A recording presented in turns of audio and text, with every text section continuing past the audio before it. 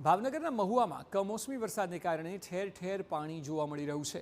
વડલી ગામના પ્રાથમિક આરોગ્ય કેન્દ્રમાં અંદર સુધી પાણી ભરાઈ ચૂક્યા છે। પાણી ભરાવાને કારણે જરૂરી મેડિકલ સુવિધાઓ પણ અટવાઈ ગઈ છે। પાણીનું સ્તર સતત વધી રહ્યું છે અને તે સૌથી મોટું જોખમ છે।